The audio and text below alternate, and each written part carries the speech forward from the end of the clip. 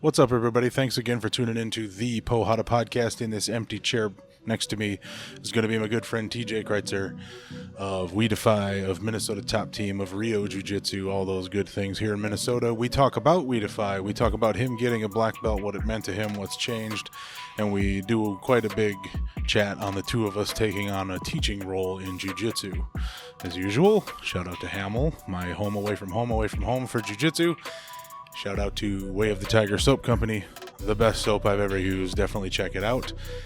Without further ado, my conversation with TJ. How's that look? Good enough, huh? What's amazing is I am visibly small, and you are. You're in, like, normal. No, I'm not. Well, Smallish, but like normal. That's what I'm saying. I have a head of like an 8-foot human being. It's a good start to the podcast. I know. This is how they shot The Hobbit. The Hobbit? Yeah. Big people next to small people kind of thing? Trying to get this thing. Oh, God. Riveting show so far. What do you think? You like that there? That's good. Yeah. All right, that's good. All right, man. You're an expert now, huh? Yeah. That's exactly not right. You know, it's funny. Because there is a pressure, I guess, to have answers. But one of the things I've been saying to folks in there is it's not my job coaching to take what's in my brain and put it in your brain. It's my job to facilitate a process where all of us are learning together. And I try to coach like that too. I'll have some It looks answers. like you do. That's how I do it. Yep. And I have answers or some partial answers to things or an option. I don't have them all by any means. But I strongly believe in finding answers together with your students sometimes. Yeah. And if you have a good enough understanding of it, there's a little bit of a feel to it, audible to it. And I always prepare. I don't come in and say, we're just going to see what happens. It's amazing to watch guys do that. Yeah, I'm not going to, I'm not able to. The Ishmaels and the whoever's that have been around 30 years. Doing it forever and ever. I don't have that to fall back on, you know. But I like it to be a collaborative process. And and then Phil, I had Phil show something that Alec was showing on Monday because I wasn't there. And I don't use that same grip sequence. Yeah. But so what did my class see the other day? Yeah. So I can build on it. So I can build on it. But then also I want, Phil's a purple belt. Uh-huh. And we need to be developing our new leaders too in the gym. And we can have a class where it's just me dictating this, then this, then this, and this. But that's just not my style. I want, and this may be partly having been an instructor in the military and leading groups of instructors teaching the students. We want to develop people, and that's what we're doing in here. It's a skill development. It's a sport development. We need to put people in positions to practice doing that too. So to take 3 or 4 minutes for someone to show something, somebody who's good, Phil's good, and he's been doing this for a while. He can stand in front of a class. He's got a lot of reps. Yeah, for sure. He should be good to do it. So I like to take those moments to give the spotlight to other people, let them build some confidence in what they're trying to do as well. I think that's really important because somebody's going to need a sub someday, and someday we're not all going to be here. And then we have a professional job too. The stuff we do in here as leaders, it matters. We take it outside of here. Yeah. We take it to our day-to-day jobs. Leadership is still leadership. Well, and in support of that point, I just started, my first act as a purple belt X number of months ago, 2 or 3 months ago, was to teach a class. I got my purple belt after the roll on Saturday, and I taught a class at Hamill Monday at 11. Had I not spent 20 years personal training and coaching multiple sports and doing all these things where I was in front and instructing and needing the people to understand, that had been a high pressure, nervous situation, especially because I'm by no means an expert in this stuff. Yeah. But having learned how to teach what I know and facilitate what they need to know made it a good transition. So the fact that you're deliberately putting that onus on some of your purple belts is awesome, I think. Because, again, they're going to teach some classes, kids, or whatever eventually. Well, and I look at the same thing with We Defy. It's a lot of volunteers. It's mostly run by volunteers. But we have to be developing them to pick up bigger roles and to move up within the organization later, even though no one's getting paid. Yeah. For this thing to work, people have to be gaining new skills, gaining new confidence in their ability to be in front of people, teach, lead, all that stuff. And I'm 47. I've been, I was in the military for 20 years and then 4 years at the Air Force Academy before that. And you progress through life gaining skills. It's just soft skills, leadership skills, mat skills, combat sports skills, all of it. Sales. It all relates to each other. It all comes skill together. acquisition is skill acquisition. Yeah. Confidence is confidence. Yeah. Et cetera, et cetera, et cetera. Did you teach a lot before you were a black belt? I taught some since Jiu-Jitsu? summer. I've been teaching. Yeah, since summer I've been teaching since June, or July. I think about every Tuesday night. I picked up Tuesday nights, but I was subbing before that. How was it initially? Because again, you've been an instructor of stuff. It wasn't. It was a pretty comfortable transition because I've done it in a lot of different ways before. Right. The hardest part was the preparation for here's subject matter that I don't know, so I have to. It's like the guard you've never really played seriously. Yep. Yeah, and that's actually a while ago when I asked Jeremy if I could start subbing and teaching classes. It's because I wanted to do that. Mm-hmm. I wanted to have to force myself to figure out stuff that I wasn't so good at, progression wise. And I'm running the curriculum here now too, and I asked to take that on because we needed a head coach. Saw some gaps. Well, and I don't like to use that term because I'm not here every day. Yeah. Because you know what I mean. And right. But I would say I'm organizing the program right now, and I knew if I took that on, I have all of from now to the end of 2025 the framework for it and the topics set up, and it forces me to study and to be ready to do things, and how not just here's this week, but how is this week going to affect next week, and how do these pieces come together? And I got an essentials plan advanced, and we're talking about the randori stuff, and we're doing a lot of judo, and then we're going to switch gears and go into wrestling, and then we're going to go back to judo, and how does this all fit together, and how do these movements? We've been doing X guard for a couple weeks now, but we're doing in essentials we're doing back takes.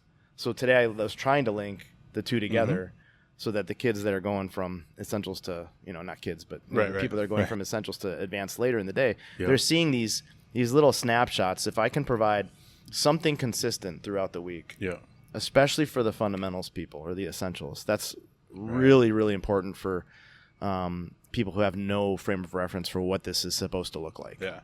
That's one of those magic moments in jiu-jitsu when you've collected all these dots and suddenly somebody connects couple of the dots and you're like,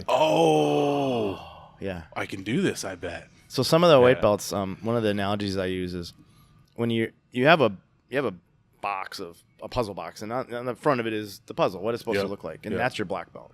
That's your instructor. I like they should have most of this, at least a pretty good idea to be able to show you, here is what this puzzle looks like.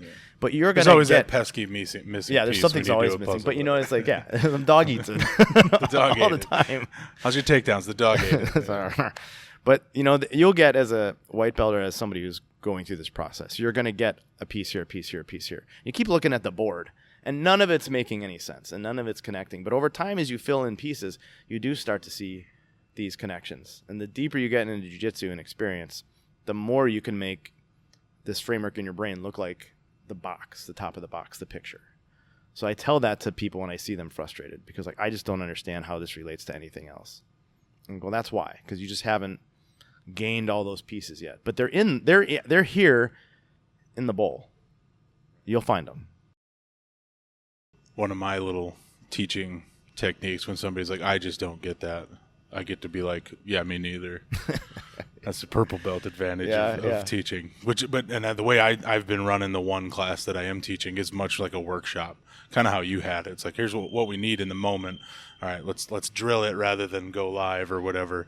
And that gives you the space to open it up to all levels a little bit. So the live go for the newbie might end up being useless, but we drilled it for a few minutes, so they at least know where to put a hand, et cetera, et cetera. We got one white belt in here who's never done essentials. He's always a noon guy, so he's seeing the more advanced topics right away. Yeah, and that's hard. Yeah. That's challenging, because the essentials class is built. Even the class, the way I run the class, I run it a little different, where it's building block oriented. This gives you room to maneuver, but you have to make sure that. And this is the other thing I do. I might have an idea or a curriculum or a framework for a class, but I look at who's in the room, and then I really decide exactly how I'm teaching today. Yeah. It depends on who's there. Yeah, right. And then if I'm not getting through, if it's just not working, I'll switch gears and I'll I try to The last thing I want to do is show them move and have them do the move and then drill the move for 30 minutes and then stand up and go live. Yeah. Because that's not, to me, that's not as effective of a technique to teach and to learn with as, okay, here's some details, here's some tasks, here's some goals. And all through class, we do live stuff. Like when I teach, it's not live from beginning to end, but it's not roll at the end either. Right. There are little pictures and little things that I either want them to figure out for themselves, to problem solve, or to show themselves that they can understand. And then we can move on to the next topic and bring something else in. Or like if I can give a little bit of a hack to the thing. So that's the way I'm doing. I'm sure I'll develop and I'll continue to figure out how I really want to teach as I get better and better at teaching jiu-jitsu too. One of the really cool things about the position I'm in, actually, since we're both kind of starting to teach jiu-jitsu, is I've experienced over and over, and not that you're done being a black belt, right? So you're not done establishing your skills in your game. So it probably still applies, but I've never taught something, coached something that I was actively pursuing. Like, I'm trying to develop myself, I'm trying to compete or whatever. So I'm a purple belt. I'm still pretty new at this. I've got a little game here and there or whatever, but just massive gaps and massive things to learn. But even teaching something you already know, you learn more about it. Oh, yeah. Having explained it to someone else. And then I hit up Drake. I say, hey, what's the focus this week? And he's talking back takes and back control. And I'm like, well, that's one of my worst things. Okay. So then I YouTube college. I talk with Darren. I talk with whoever else. And just the gathering of info to make sure I've got at least something of an answer or a reference, I'm suddenly already better at it. Yeah. And then when I go to practice, I'm applying things that I was Googling and asking and then teaching. And it's like the best experience of my life, frankly, to be teaching whilst actually also developing myself in it versus being I used to throw shot put, now I coach it, right? Had I had a chance to coach more shot put, just because that's how my brain works, man, I'd have been a better thrower if I'd have been able to coach it early on. Yeah. So that's an exciting piece, I think, for you and I starting to teach now. When you walked in here, I said, I got a question for you. I said, no, I'm not going to ask you. I'm going to wait till we record. Oh, I wanted you to talk about that concept, the stuff you're talking about right now. I want to hear your perspective about taking from your own teaching in general. Just as you've been coaching and you've been starting out in this coaching, what's it been like for you, and what are your priorities? I like that you're answering those questions now because I wanted to hear that too. That may be a good way to phrase it for me personally. Is it's forced me to actually be a student. Okay. Yeah. I've been learning jiu-jitsu. I've been practicing jiu-jitsu, but I haven't been a student about it. Yeah. Not a single note on paper anywhere. Just freestyle. Totally agree. Yeah. Totally agree. So, there's a point, I think, when you're going through jiu-jitsu, when you have to coach, it accelerates it. But we spend a lot of years trying to do jiu-jitsu. And then at some point there's a shift. And you start trying to learn jiu-jitsu. Yeah. And it is no kidding an actual shift that occurs. Yeah. And it happened to me in the last few months. So took a while. Yeah, it takes a while. But sometimes you need well, that's why I said, Jeremy, can I coach? Can I start coaching? Because I knew it would help me get better. But they also needed a warm body. That is not false. That's what Darren needed too. That's how it is. That's how it was here.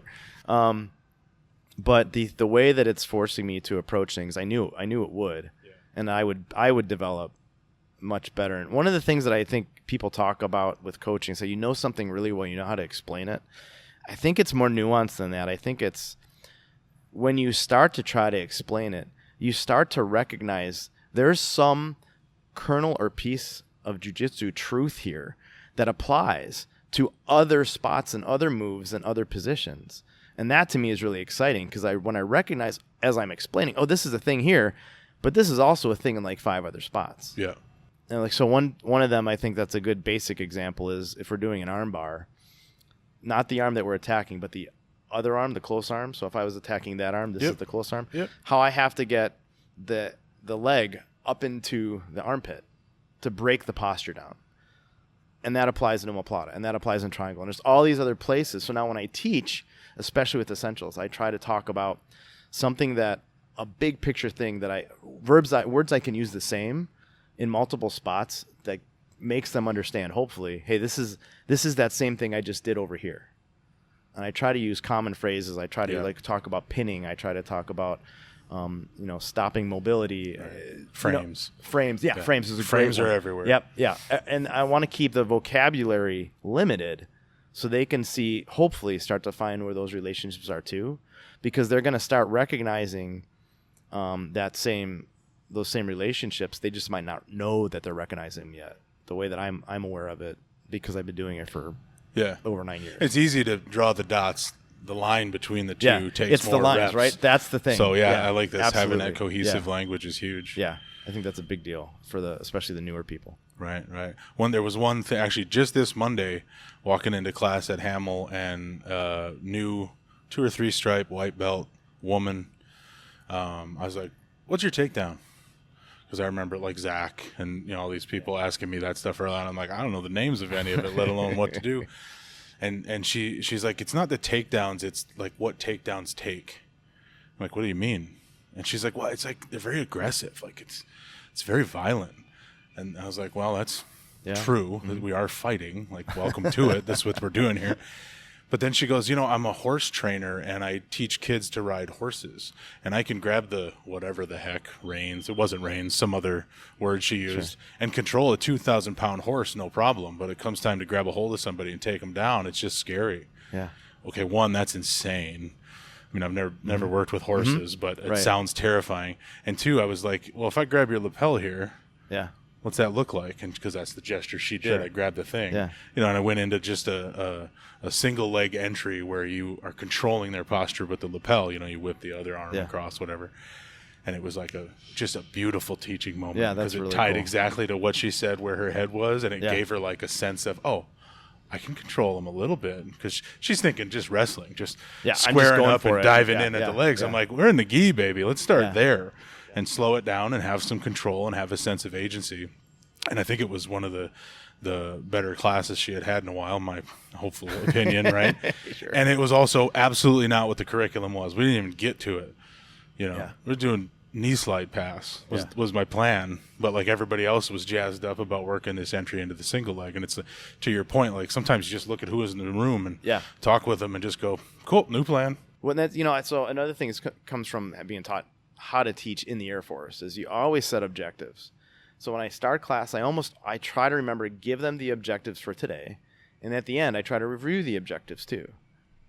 So that I'm trying to prime their brains for certain points, and then there's almost always something cool that comes up in class that was unintended, like that. That you can then the golden nuggets. Use to continue to develop with, and that's another shift too. It's more it's not about winning; it's about developing, and it kind of lines up with just school. Like, here's what we're going to learn. Then we go learn it. Then we quiz you on it. Yeah. If the class isn't semi-structured like that, am I closing that feedback loop for people? Well, then I think so. This is something I'm tinkering with a little bit, intent-wise. Is the move of the day or whatever might be rear naked choke. Well, as you start going live with it, and you have a lot of white belts, some of them are maybe not even going to get the tap when they go live. That's fine, but you have to make sure that they understand also that is fine, and that there are sub-objectives or checkpoints or something that you've given them to say, hey, today, did you learn about hand fighting and the importance of that while defending the choke? So you have to be able to give them something to know that, I was successful today in something, even though I didn't meet like the main objective that I had of trying to get someone to tap from a choke. Because that, if we can do that, we can then start to focus on developing and not just on like a binary pass-fail. And that, I think that's better for people's retention. I think it's better for people showing up, continuity. And that's the stuff that's not easy to do either. And I think to your point earlier, having a lot of experience instructing other things, it's actually really important to be able to rely on those skills and teach something like this. Yeah. Because, knowing it, being good at jiu-jitsu doesn't mean you're good at teaching jiu-jitsu, just like anything else. So when Master Julio was here from GF Team, he did a seminar for everybody. And one of the students, one of the blue belts, said, how do you know when someone in your affiliation or someone that you're in charge of is going to be a champion? A champion? A champion. And so Julio, and then Vanessa, Joao's wife, Vanessa translates to him. And it's so cool because she translates to him. Her English is spectacular. Yes, it is. And then he'll speak to her and she'll translate it. I love when he comes out here because of the way that interplay goes. Mm-hmm. The question, it's just such an honest human moment to observe in terms of how we're communicating. Right. So his answer was, if you want to be a champion, there's a price that you have to pay. And I have black belts that are world champions that I would never put in front of a class. And I have black belts that are incredible instructors that have never competed or never placed on a podium at a big competition. And that's where what is a black belt? It's a very subjective thing.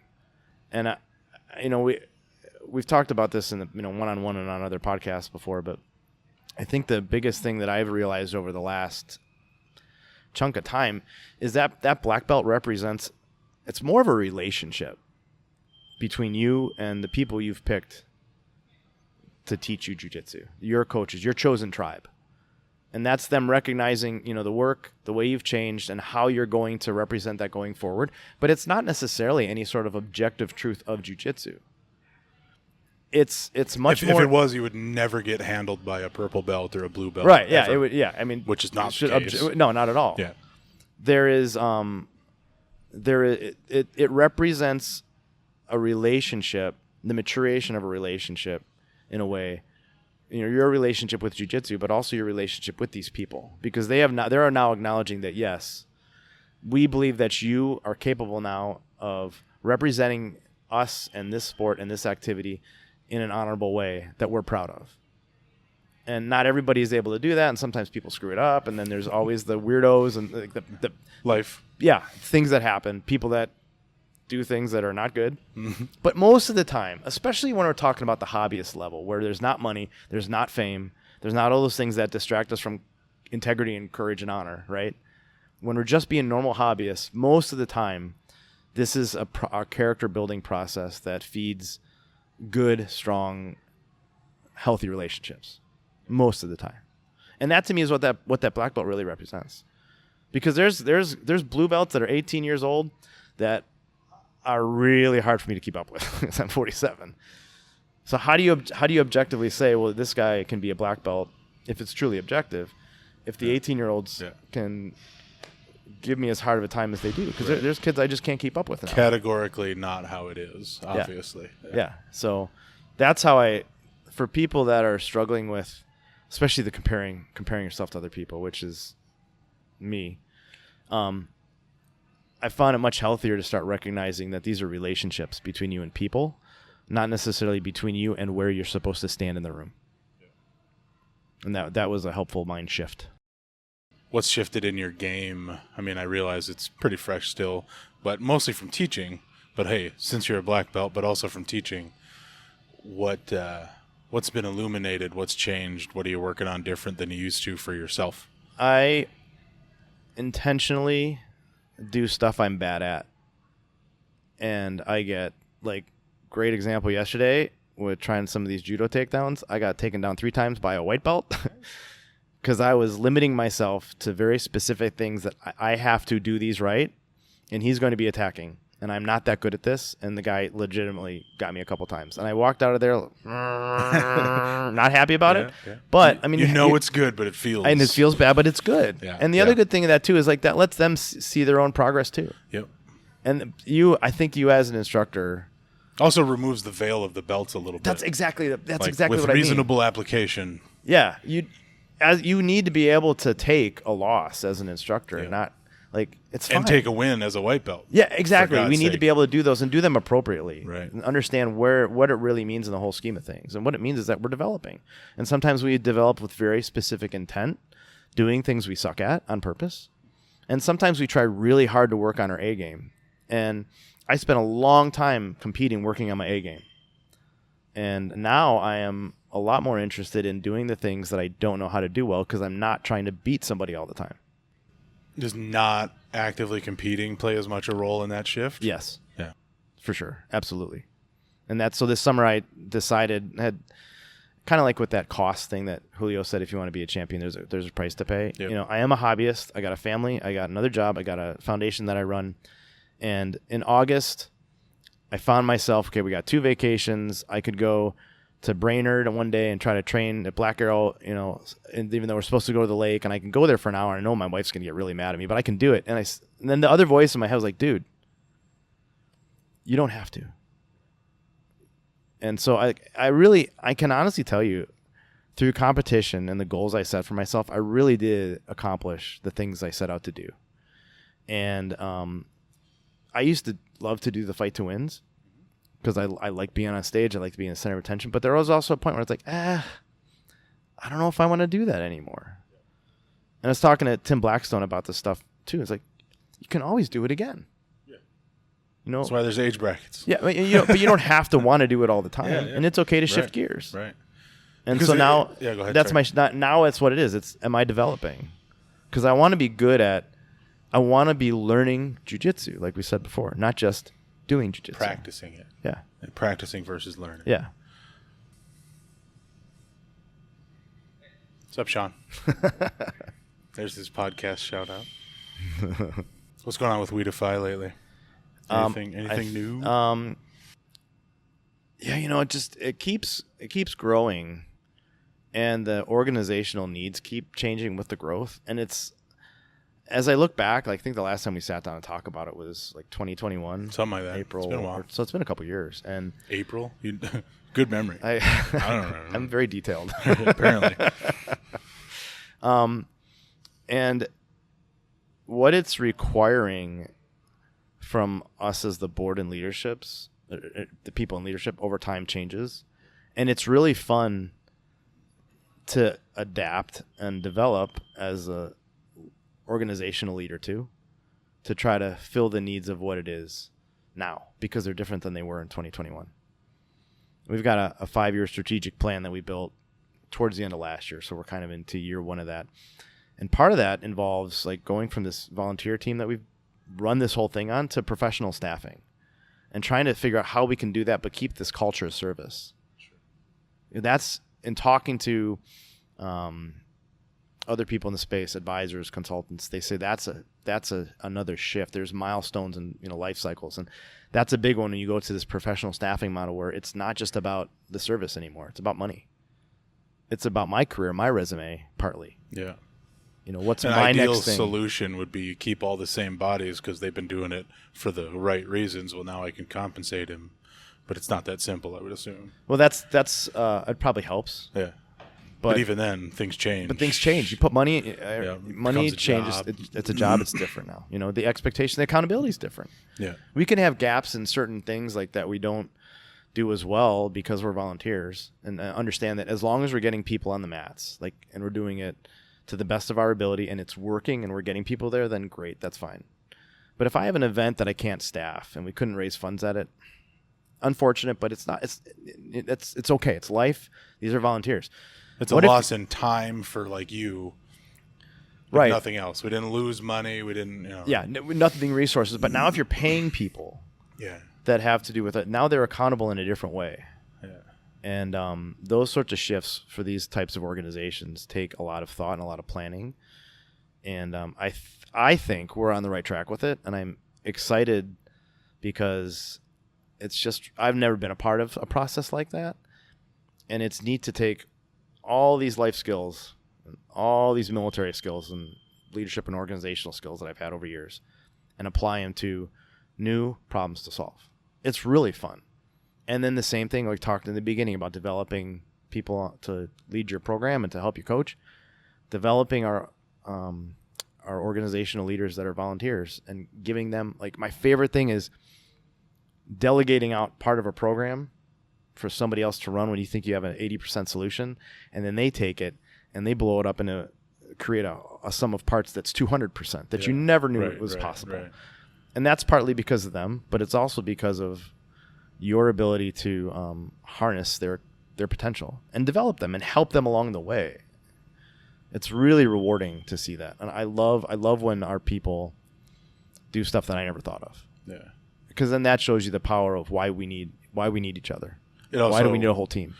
More basically shows you that you're probably ready to transition to paid staff. It can, depending on what, depending on which project. If they're bringing value, okay, we can recoup value. Probably not across the board, but No, but so I think from a big picture point of view, that's just where we are right now, is continuing to not just grow in footprint and numbers, but sophistication. And that's pretty cool. Because you'll be able to do more. Yeah. If you have better revenue and blah, blah, blah. Oh, and so one of the major projects right now that's going to be game changing for us in terms of fundraising is a study. Is what? A study. Like a peer-reviewed, published, university-level study on not just what does jiu-jitsu do for people, but does We Defy Foundation's program impact the veterans that they are sponsoring in a measurable way. It becomes very specific. Because there's research out there now that talks about combat sports and jiu-jitsu, and that's great when we try to tell our story, but it's much more powerful to say, this is what our program did. And that's something we've now been enabled to seek out, which is awesome. You're not rolling with that yet, but you're working on getting that ball rolling. We're working on getting the ball rolling because we now have the resources to do it. So the planning part is next, but we now have the ability to go out and make this happen and hire the people we need to hire to professionally do this, because there's got to be a financial investment involved in it. Because presumably you can then take that study with good results, obviously, and then bring it to funding sources. Yep. Bring it to other organizations. Yeah. Present it to people you might help and be like, data. Look at this. And that's the thing, because to get to the next level of grants, like we're getting $10,000, $20,000 grants with work, but those are coming. It's the $50,000, $80,000, $200,000 that are much harder to attain, because like, well, how do you know it works? Yeah. Well, because people say it does. Yep. Like, that's cool. Bill Can you show likes me? it. Like, and that's the thing. I got hundreds of testimonials. They want to see statistically before they're going to throw $200,000 at it. Right. But that's what kind of things would be the markers in that study? Like, what are my endpoints? What is it going to illustrate? Is it improvements in medication levels relating to mental illness in this guy, or is it just simply based on like participation of? It depends on two things. Mm-hmm. What do you want to look at, and what's actually happening? And those are two different things. Sure. Because we might find that, like, so there are scales out there for mental health measures. Yeah. Reduction in symptoms. Yep. Things like that. Those are tested scales that are out there that we could throw at this and see, hey, are we getting those kinds of results? And that would be good. But what would be really exciting would be to create our own study, not using a scale that's out there, based on what we actually think is happening. Because what we think is happening, and talking to my old professor at the Air Force Academy, we spent a lot of time talking about this. What we think we're seeing is, I'm going to screw this up because I'm not an academic, but basically transformational self-efficacy. Where self-efficacy is not self-confidence. The best way to explain it, or that I can explain it, is self-efficacy is the knowledge that you can do a thing. You have no doubt in your mind that you are proficient enough to do a thing. So you could say about you and I, previous example, we have high self-efficacy in terms of instructing someone to complete a task. Sure. Because we've done it before in other ways. So you say, TJ, go teach a jiu-jitsu class. I can do that. Yep. It's not going to be perfect, but I know I can do it. Right. That's self-efficacy. Where somebody could be confident in doing that without having the knowledge that no, in fact, they can't do that. Yeah, self-confidence. You can be confident without the efficacy. They're similar in some ways, but they're actually two different things. And self-efficacy, actually, I'm going to screw this up again because I'm not an academic on it, but Tom will correct you. It's the most predictive component of changed behavior, or something along those lines. Mm-hmm. Okay. That's one of the reasons why my old professor at the Air Force Academy, who does this for a living, said this is what we want to test for someday, if you can build the test to do it. And he also said, I think that's what's happening here. It's actually very difficult to test for it because there's no scale for it. You have to figure out what questions are you trying to ask, what are you actually seeing, right. And you're going to fail 4 times before you get it right if you can actually show the self-efficacy piece of it. But he said something is happening. What you want to define is what. And what we think is happening is this transformational self-efficacy of if I can do that, if I can do the jiu-jitsu, I can do that job interview.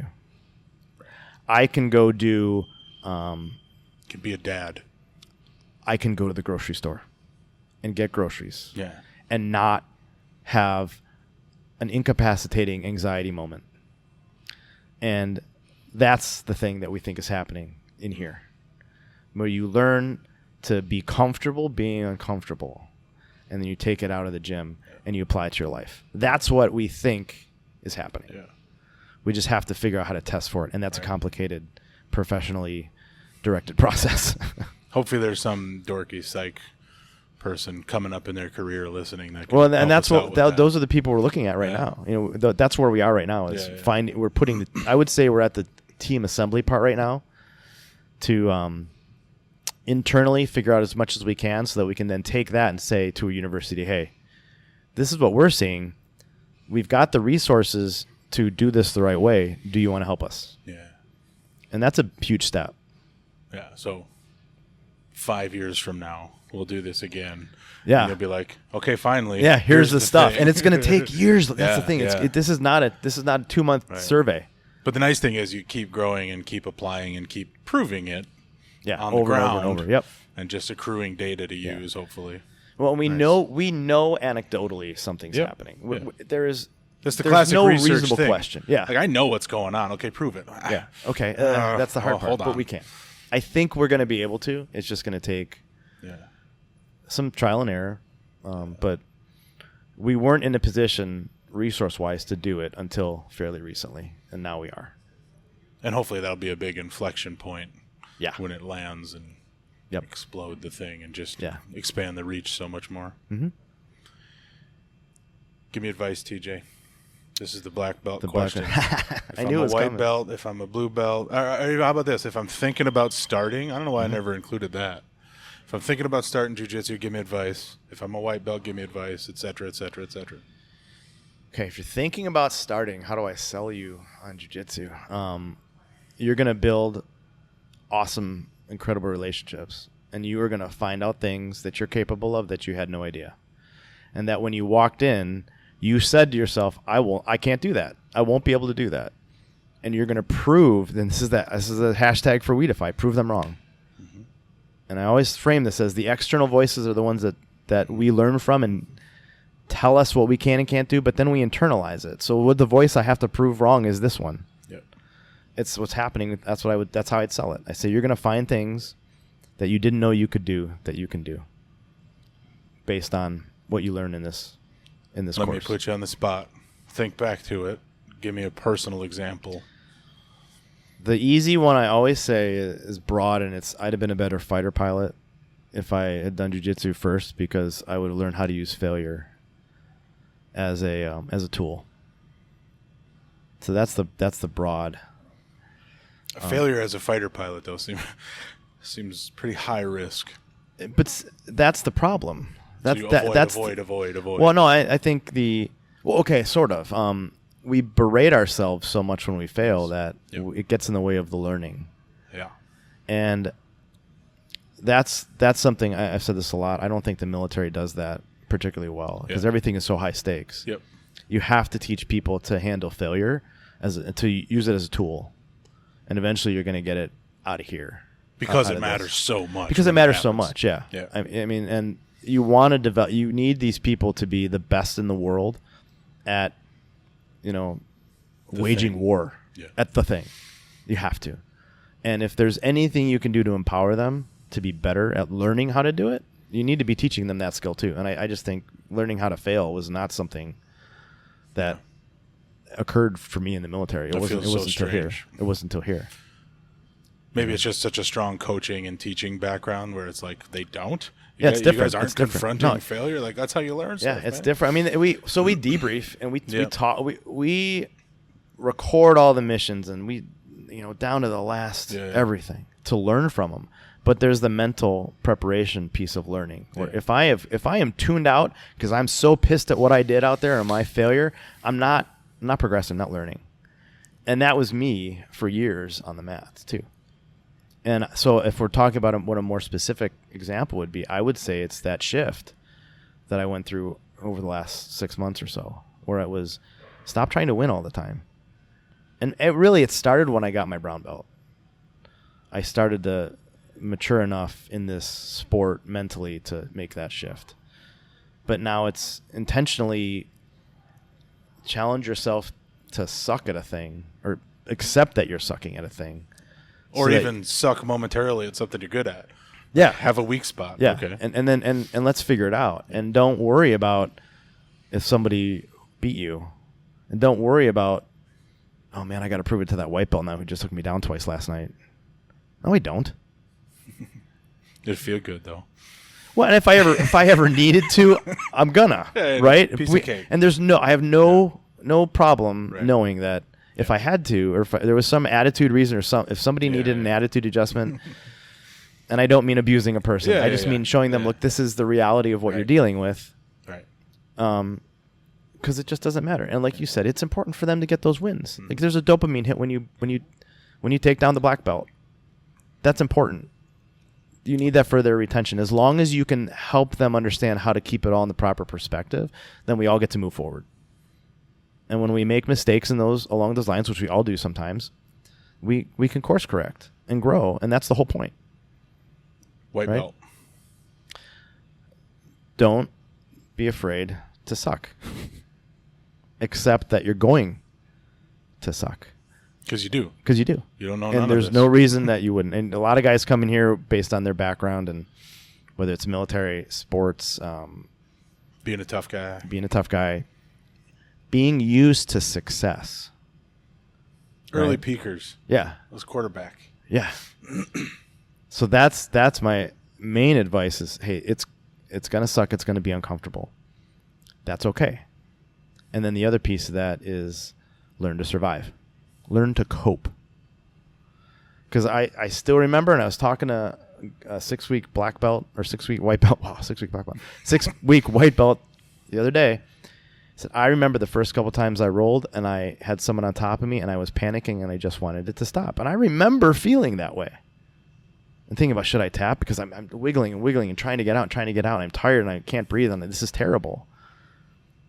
At some point, you learn to cope with the discomfort, and you respond appropriately. And that's an important piece of the We Defy therapeutic value of jiu-jitsu as well, but that's something I would tell a white belt. Learn to survive. Learn to cope. Blue. Learn how you like to learn and do it that way. Because this is me comparing myself again, which is a theme whenever we really talk about, hey, what's going on in TJ's head and what are TJ's issues.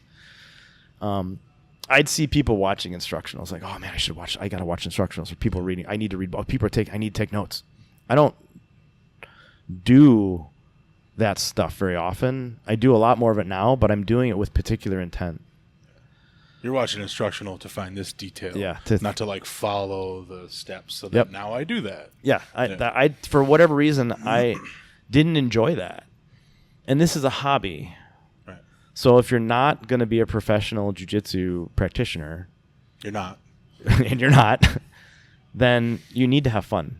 Right. And don't worry about, look at what other people are doing to see if it's something you might like, but don't try to emulate them because you think you're supposed to. Right. Let it be fun. My personal experience matches with that almost perfectly, and I think I would combine white and blue belt. It's basically find where you end up. Yeah, I like that. You might have what they want you to do. You might have what you think you want to do, but people are putting you someplace. Figure that position out. Figure that move out. I think another thing of blue belt from a more technical aspect is you're going to start seeing a lot of the stuff, a lot of positions. You're going to be able to find you're able to do things. It's the transitions between places that towards the end of blue belt become really important. It's chaining attacks together. The first couple times I tapped someone out that was maybe a higher belt was when I was going from an armbar to a triangle. Yeah. I was putting things together. We talked about that in class today and how important that is and how we don't actually teach it very well, I don't think, for the most part in jiu-jitsu, especially from the takedown aspect. We teach a takedown. A takedown never works. Yeah. It's the follow-on that works. Nobody ever hits a foot sweep. No, it's this. What did you do? How did you respond? And Jeremy always talks about this. Well, what's your setup?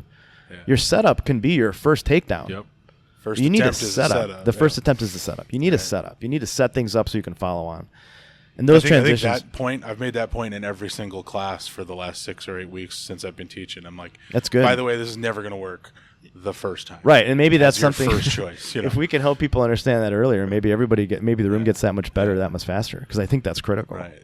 And frankly, the reason a high-level practitioner, black belt, brown belt, whatever, is destroying you is because they've got option B and C and D and E, and they're just going to keep moving until you drown. So one time I was rolling with Jared. Sorry. I think the only time I ever rolled with him, and he sliced through my guard like whatever. And after the end of the roll, he goes, "Hey, that was really good. Your guard retention's really strong." And I'm like, "No, this was ridiculous. Yeah. This was a stupid moment." But what you don't know, and now I know from being kind of on the other side of the more experienced practitioner when I roll a lot, is the person who's receiving my attacks doesn't know what game I'm playing. Yeah. Is it my A game or my D game? Yep. Because with a white belt, it's like, again, getting taken down yesterday, I was playing a very specific thing that I'm not good at on purpose. Yeah. But if I'm playing my A game, it's different. Mm-hmm. You as the receiver don't know. Right. You don't know what they're doing. Yeah. So when somebody... You don't know what you stopped with Jared is what right. I have no idea. Yeah. I have no idea. It's clearly something. But he thought whatever I was doing was good enough that he must have adjusted somewhat to play something different because I was responding in an appropriate manner to the jiu-jitsu problem that was being presented until I couldn't find the right answer. Right. And in my mind, it happened very quickly. Right. But that's the piece. Those transitions for blue belt. That's what guides you into purple belt. That guides you into purple belt. Speaking of purple belt. Speaking of transition. I think. Yeah, how about that? That's good. I think that's where you usually get really, really good at your game. And I think so. When I was in a fighter squadron, the instructor pilots always said, find something in the squadron or in the flying tactics and the weaponry that you can be an expert on. So to me, I take that as find some position, some guard, some sweep, anything where you're the best person in the gym at that one thing. Because you can be better than basically almost everybody except some of the highest level guys at a thing as a purple belt. That you can build your game around a thing. Is if you do that, if you study one thing and you get really smart on it, eventually you're going to start seeing those relationships between that and the other pieces. Yeah. And it's also really nice to have an identity that you feel proud of. You know who you are. Yeah.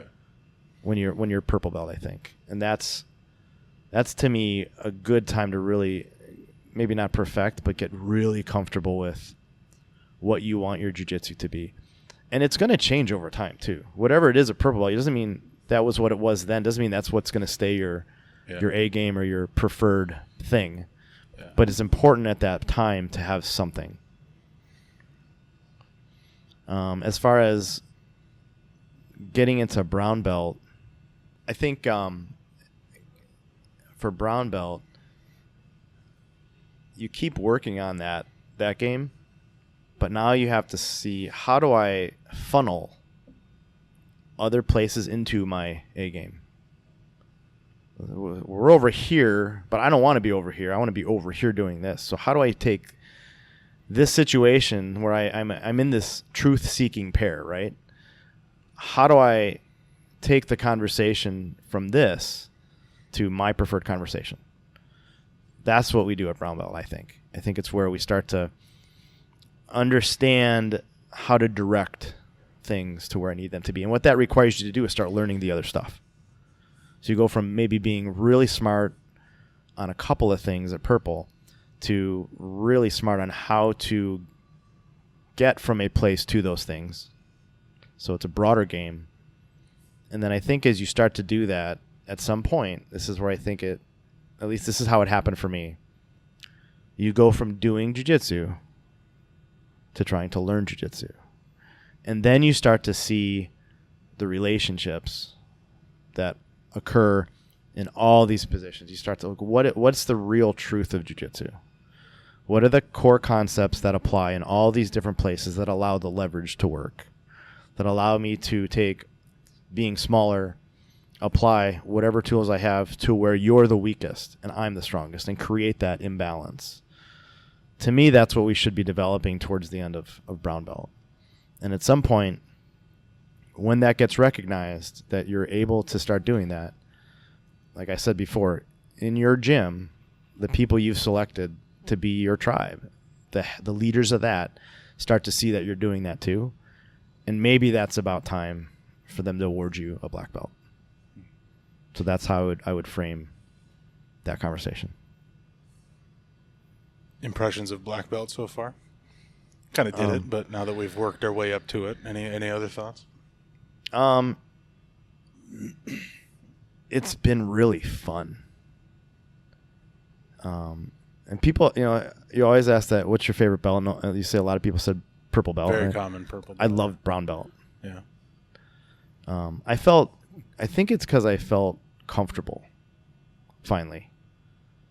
And comfortable with the status of it or comfortable with the game? Comfortable with my ability to execute, I think. It kind of matched. Yeah. Like, this is what I wear. It's what people think of me, but it's also who I am now. Sure. I think so. And so brown belt was a lot of fun. So far I like black belt even better because I feel like, and this is the juxtaposition, I feel like I have even less to prove. Now I can take risks. Now it's okay if I lose a match. Everybody just assumes, well, he's a black belt. This guy's good at jiu-jitsu. Maybe lose confidently or whatever. Yeah, but my willingness to take risks is way up. Okay. Like I said, I don't have to prove anything anymore. I can, this is that fear of failure stuff. It's why not start doing this when you're a blue belt? Well, because I wasn't ready to. Sure. Yeah. Yeah. But I would say even not just black belt, but leading up into black belt, I started to, and maybe it was the teaching part, I started to really not care how rolls went anymore. And that didn't just happen at black belt. That happened fairly recently in the last few months. And the willingness to try positions, do things I don't know how to do, get taken down, get submitted. I tap way earlier now than even at brown belt. I was doing it too for safety, for health, for none of it doesn't matter. Yeah. In fact, if we're sitting in a position for a really long time for 2 minutes and I can't choke you and you're defending well, why don't we just stop what we're doing and start over? Yeah. Because this we are now no longer progressing. We are not productive at all. This is not productive. It just sucks. Yeah. This just sucks. I'm here to have fun. Yeah. And that's so right now that's how I feel. I was this is messed up. And it's the drilling, hey, or the positional rolls, we're doing X guard today. If you guys end up not in X guard, stop. But some of the guys, they'll keep going. So I have to watch them. Don't do that. Stop. Right now we're working on this skill. So I don't want you to be goofing around in some weird half guard thing that is not relevant to what we're doing today. I was about to say I'll go from X guard to half guard really quick. Give me that comfort zone. Yeah, and that's the thing. Well, now we're going to make you better at X guard because all you can do is that one tool. Right. You only got this part of the Swiss Army knife to use today. And I'm doing that. I'm searching those things out for myself because I've stopped doing jiu-jitsu. And again, this is that shift, I think, going into black belt. This isn't new since I got the black belt a few weeks ago. This was from several months ago. I stopped worrying about where I stood in the room. And I started trying to learn jiu-jitsu for me. Yeah. And that, I think that's why right now I'm having so much fun. Part of me wants to say, well, that's easy to say at black belt. I don't care where I stand in the room. Well, you're at the front of the line, bro. No, you're right. I mean, but I think that what's interesting about it is you could also look at it the other way. Now the pressure's on. And that's what I was going to say earlier when you were I feel, like I can just be free to do whatever. Well, there's been other people on here going, no, it was pressure. Now I have to prove it. I have to know things. I have to perform or whatever. Yeah, for whatever reason, flip. I feel the opposite about it. Seems healthier. Yeah, I mean, I think so. I mean, I don't know. I feel like, I guess it's the confidence that at the end of the day, I set out to accomplish the things I set out for myself. And now it's time to empower other people to find that too. And I think that's why I don't care what happens. Because my goal anymore isn't to be the biggest, baddest guy. That was never going to happen. To be the number one person in the room. Yeah. My goal is to help everybody else figure out how they can achieve the things they want to and the things they didn't know they could. And that's different. It's a different shift. It's a different mindset. You know? Good. Thanks, brother. Yeah. Thank you.